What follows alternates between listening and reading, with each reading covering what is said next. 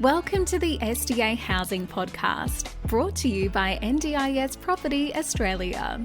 Before starting this episode, we need to provide a general disclaimer. Information contained in this podcast is general in nature only. It does not take into account the objectives, financial situation, or needs of any particular person. You need to consider your financial situation and needs before making any decisions based on the information in this podcast. And you should consider seeking independent and professional advice for your personal circumstances. All right, let's begin. Hello everybody, my name's Debbie and you're listening to the SDA Housing Podcast, a show that explains, highlights, guides and brings awareness to all things SDA in this ever-changing NDIS world. And I have Minh with me today, and we are, what are we talking about today, Minh? The market has matured, so what are investors needing to know as of now in mid-26? Okay, yeah, look, things have changed drastically in the SDA world. Over the past 18 months, we've been doing a lot of sort of reviewing and research into the market as it stands. So we've come up with basically an overview of where we see the market and how it affects everybody, investors as well as owners, providers. Well, let's open up with the major point, which is 4 years ago, the pitch deck online across social media was earn $120,000 a year, government-backed, tax advantage, recession-proof. That was the main theme by all the real estate promoters and the sales guys and all those investment spruikers, yeah. But today we walk through, if you walk through any outer suburban estate which has SDA in it, which was built between 2021 to 2024, you'll find a lot of these homes sitting empty. And don't get me wrong, they're all beautifully built. They're wheelchair accessible and everything, but they meet all the specs. Yeah. But the reality is they would have been vacant for 6, 9, 12 months and counting. Now, that's not a failure on the SDA asset itself, the property. That's more about the market telling us that something important, and that is, if you're investing in SDA right now and you're trying to think about buying into it, the conversation in 2026 now is fundamentally different to the one that was being said in 2022, 4 years ago. So today we're talking about SDA 26. What's changed, what's broken, what still works, and what an honest investor needs to understand before putting another dollar into this asset class. Yeah, so I guess it's important to understand how we got here. So just a bit of a history in the SDA world. SDA was created under the National Disability Insurance Scheme to fund purpose-built housing for people with extreme functional impairment or extreme very high support needs. So the NDIA agreed to pay annual SDA payments to property owners who built homes meeting strict design categories. And those payments, of course, are only paid when an SDA-funded participant is resident in that home. So the investor pitch was extraordinary, really. Gross yields of 10, 12, sometimes 15%, government-backed income, a social good wrapped around a financial windfall. And from 2018 through to 2022, the asset class exploded. Builders pivoted entire divisions into SDA. Property marketing groups ran SDA seminars. Forecasts of demand were drawn from national participant numbers and presented as if they translated directly into tenancy at any postcode you cared to build in. But what wasn't being said at that point was SDA is intensely local. A participant in inner Sydney doesn't move to outer Geelong just because there's a beautiful HPS home sitting empty. Disability housing is not a national market. It's hundreds of micro markets, and a lot of them got oversupplied very, very quickly. This started to fall apart a bit in 2024. By 2025, the data was confirming the system wasn't working, and now in 2026, the market has matured hard and not necessarily in a good way for a lot of investors. So the 4 certainties, Debbie. So the question here is, what does a mature SDA market look like? So it looks like investors are finally asking the right 4 questions before they buy into an SDA, and let's just call it the 4 certainties for now, right? So number 1, tenancy certainty. Is there a real participant in this real location with NDIS funding approved who needs this exact home? That's the first thing. Number 2 is funding certainty. Is the SDA payment stream reliable? Is it indexed properly and protected from policy changes? And 3, provider quality. Who is the SDA provider and the SIL provider managing this property? And are they actually placing participants or just collecting management fees on empty assets? Okay. Number 4, property suitability. Does the build genuinely match the participant cohort in this geographic area, or is it a generic template dropped into a suburb that doesn't need it? So 3 years ago, the conversation was, what's the yield? Today, the conversation is those 4 questions. And if the people selling SDA aren't walking buyers through all the 4 filters there, the four criteria there, Debbie, in detail with evidence, then yesterday's product is being sold at yesterday's prices. So let's go through each of them now, Debbie. Yeah, sure. So tenancy certainty, look, this is probably the single biggest issue in the SDA market right now.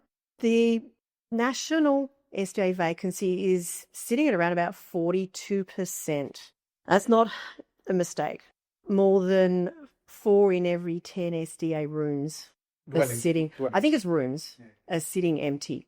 So we're not talking about 4 properties in every 10 are empty, but rooms, if you look at the places as a whole. That's a pretty scary statistic. Now, the industry will say vacancy is concentrated in oversupplied regions. Yes, that's true. It's also a polite way of saying if you bought in the wrong suburb, you're carrying an empty asset for years. So the 3 tests worth running on any SDA property today are, first, what is the SDA demand register telling us about the specific statistical area too? Now, unfortunately, you don't get that information supplied by the NDIA, but it is, if you know the different tools you can use to extrapolate that information down into SA2, you can potentially figure that out. So the NDIA actually maps participants at that level, not necessarily producing SDA data at that level. But if you know how to do it, and if there are, say, for example, 6 approved HPS dwellings in an SA2 with only 3 active participants, that's not an investment, that's a queue. Secondly, who has expressed interest in this property in writing before settlement? Not, we have a strong pipeline, not demand is strong in this area, but de-identified names, case manager, contact, plan management, arrangement. If a provider can't show you that, they don't have it. Third, what's the realistic vacancy assumption in the cash flow model? A 5% vacancy assumption on an SDA property in an outer growth corridor in 2026 is fiction. The honest assumption today in most outer suburban areas is somewhere between 6 and 12 or even more months of vacancy and ongoing turnover risk thereafter. The investors doing well in SDA right now bought in inner-ring locations, close to specialist health services with confirmed participant pipelines before they signed contracts, not the ones chasing yield in greenfield estates because the spreadsheet looked good. So, Debbie, I want to ask you a question. In the last 6 years, or 5 or 6 years, no one's ever talked about funding certainty, have they? No, I guess it was not really understood. They all just thought, build it and they will come. They will fall. Absolutely. Yeah. So let's talk about this for a second. I mean, I'll cover it for a few minutes here. So the second certainty is funding, which I covered before, right? Number 2. The SDA payment is set by the NDIA and it's indexed annually, as we all know. But for years, the industry treated this as a guaranteed income stream from government. But it's not. It's a policy-derived payment stream, and the policy does change, doesn't it, Debbie? Oh, absolutely. And look, it's really important to understand that if you are advertising, for example, on a website, on a property for sale, guaranteed government income, the NDIA will very quickly come down on that. That is not the case. It's not guaranteed, not government guaranteed income at all. So, Deb, from our own personal experience, what things on websites do the NDIA come to people with to say, make these changes, please modify this, please modify that. I mean, we know from experience ourselves. Well, Yeah, we've had the odd sentence here or there that hasn't read quite right, and we've been asked by the NDIA to remove said references, specifically that sort of, quote, guaranteed government income. not that we ever said those words. No, we never did. No, but it might have sort of inferred something similar. Apologies, NDIA. We never meant to. We've made all requested changes.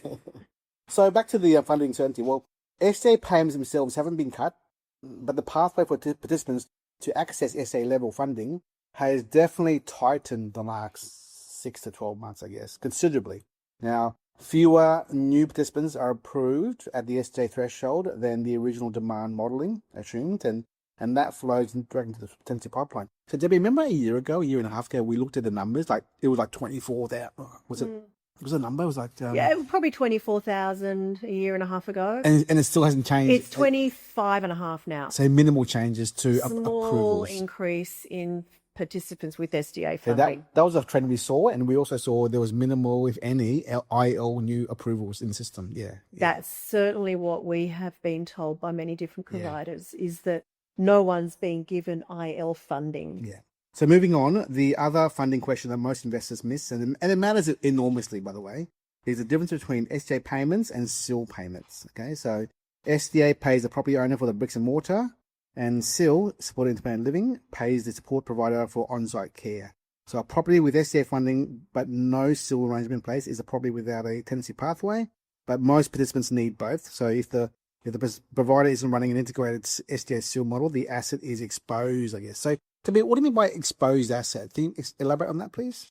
Look, it's not that the provider is providing both SDA and SIL. It's that they don't have the right connections with their SIL partners to be running essentially a care business within that property. If that's not done well and done right with a good SIL provider doing the right thing, by the way, at the participants, that's what it means by the asset exposed. Yep, they're not going to be hanging around in a property where they're not looked after well. Yeah. So just to wrap up this section here, in 2026, a lot more investors and providers, SDA providers, are making SDA work by increasingly using SIL head leases. So, Deb, that's a topic we haven't covered much in the last few years. Not really, and yet The importance now of SIL head leases in a flat market or vacant market. Yeah. And we're seeing a lot of this being offered from SDA providers to property owners. Look, we don't have an SDA funded participant at this point in time for your property, but we do have some SIL providers who need housing. They've got participants they need to put in your house. You'll get at least the average residential rent, if not a higher amount. Which is 600-ish, 700 a week in rent kind of thing? Yeah. And the upside is that, firstly, you're getting a rent on your property. Secondly, those SIL-funded participants potentially can become SDA-funded participants, because a SIL-funded participant still has very high support needs.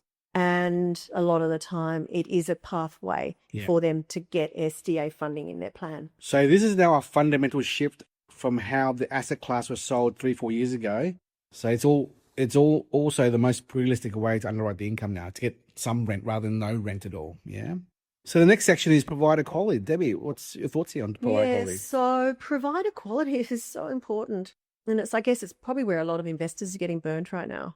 In 2022, pretty much anyone could become an SDA provider. Today, the regulatory environment is a lot tougher.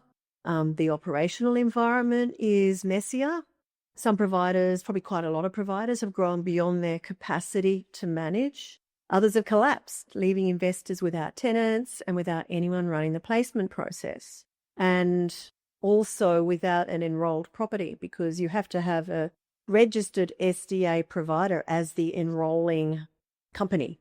So if your provider is no longer in business, then your property has to be unenrolled and no one can actually claim funds on that. So if you're assessing an SDA opportunity, you've got to understand a bit about the provider. How many properties are they currently managing? What's their occupancy rate across the portfolio? Not the headline rate, the real number. A provider managing 80 properties at 60% occupancy, trying to place a tenant in a new home, that property is at the back of a long queue. And what's their participant pipeline? How many active participants are they working with at any given time? A serious provider has dedicated placement coordinators and relationships with local area coordinators, support coordinators, and case managers across the local area. What's the financial position of the provider? SDA providers fail. When they do, properties go into limbo.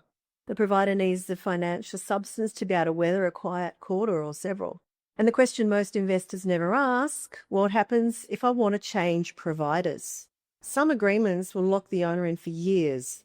Some have punitive exit clauses. Read that management agreement before signing anything. Without a clean exit pathway, what's been bought into isn't a property, it's a partnership. So the provider landscape is consolidating. Serious operators are getting more serious. The opportunists are exiting. And hopefully by the end of this year, 2026, the picture should be more clear on who the genuine long-term operators are. Right now, that due diligence falls on the investor or an advisor who knows the operators. Debbie, we've seen about 3 or 4 big name SDA providers close up the last year and a half now. Mm-hmm. Big name, very big names. Yeah. Yeah. So it's happening throughout the industry. Now the next topic is property suitability. That's a interesting. It's common sense, but surprisingly, no one really thinks about it properly. Yeah? Is the property for HPS or robust or an apartment suitable for that location? So this fourth certainty, property suitability, is where the heartbreak sits, Deb. So an SDA home is not a normal investment property with a wider doorway. It's actually a purpose-built house for people with disabilities, with the needs. And the design has to match the participant cohort that exists in a geographic area, not the brochure. So what are your thoughts here, Debbie, on this topic? Yeah, look, obviously participants get funded to live in a particular type of house. They either need robust or they need high physical support or they need improved livability. And whilst on the one hand, you can say, look, high physical support covers 3 of the 4 different categories, you'll often find that participants who only need improved livability don't actually want to live in a property that's been built wheelchair accessible that looks a little bit more, dare I say, institutional with those very wide hallways and doorways and big bathrooms. So on the one hand, you could say, look, build the majority to HPS and that'll match 90% of the participants' requirements and the other 10 being robust. That'll all be good. But it doesn't really work like that. Like I said, a lot of the participants might not want to live in a property that is not what they've been funded for and what they need. And also the mix of participants or the requirements of participants in a particular area can vary quite significantly. Whereas across the country, you've got the sort of 20% HPS, 30% FA, 10% robust, 40% IL. That's just a general breakdown. It can be as high as, 20% robust in one area or 5% in another area. So it is so important that the actual participant profile is met by what is being delivered. Deb, the right question on any property today is, does this build in this location match a real participant profile with their documented unmet demand? Yeah. And then if the answer is yes, and with evidence as well, then that's a conversation to have. However, if the answer is the developer says it's a good area because someone said so, there's no conversation. Then walk away. Don't listen to the builder or the developer or the agent who's trying to sell it to you. Just walk away rather than be sucked into a false, misleading situation. And Debbie, your thoughts on the outer suburb HPS is out there? Look, it comes back down to that national participant demand that was spruiked, for the last 4, 5, 6, 7 years. It comes down to what that micro demand actually is. You've got an outer suburban HPS property. It's been sitting vacant for 12 months, 18 months. It's beautifully built, fully meets specifications. The problem isn't the property, not the build. It's just that local area does not have the participant density to absorb that build at the price point it was sold. The developer pitched it. But the reality was that the local demand just wasn't there. Oh, well, the lesson of 26 really is national numbers don't pay the mortgage. The local placement does, I guess, yeah? Totally. So, Debbie, who should still be in the market? This is the next part, yeah? Yeah, very good question. Well, look, for investors who are already holding stock, I guess the question is, how do I optimize what I've got? Look, get a serious provider review done. Consider a SIL head lease arrangement as the primary income strategy. Stress test your cash flow on realistic vacancy assumptions. And if the property is sitting in an oversupplied market, have an honest conversation about exit or repositioning before the situation deteriorates further. For investors who are considering buying in, the bar is much higher than it was 3 years ago, and rightly so. SDA can still be a strong asset for a sophisticated investor in the right location, with the right provider, with documented tenancy pipeline before settlement, or if you're purchasing a property that's already built with good settled tenancy. That's a narrow filter. Most properties being marketed at the moment in 2026 don't necessarily pass that. For most retail investors building a portfolio towards retirement income, there are probably simpler and more proven asset classes in residential property that will deliver strong long-term outcomes without the operational complexity and tenancy risk that SDA carries today. It's not a dismissal of SDA. It's an honest positioning of the risk-adjusted return for most investors looking at this asset class. Okay. So here's where to land this as we close off this episode. The SDA market in 26 is not the same as it was in 22. The hype is over. The yield chasing is over. The investors winning in this space today treated like an operational tenancy-driven, provider-dependent asset class, which it actually is, not the passive government-backed cash machine that it was sold 4 or 5 years ago. So if you're holding SDA stock, get serious about the operational fundamentals. If you're thinking about buying in, get serious about all 4 certainties: tenancy, funding, provider, and property before signing anything at all. And if the people selling it cannot give you honest answers, then that's the answer. Walk away, I guess, yeah. So I guess, Debbie, would you agree that the job of any serious advisor is to question every opportunity that walks across the table, and SDA is included? Yeah, look, absolutely. We certainly do. We have a lot of properties that come to us for us to sell, and we are selective. And we're also very open and honest with any potential buyers who are still coming to us with ideas of what they should be getting. We speak to some buyers who are saying, I'm not interested in anything under a 10% net yield. You can still pick that up. It's very rare, but that's not the norm by any means. For the sophisticated investor who is looking at getting into this, you really have to understand the complexities of this market as a whole and where it stands now in 2026.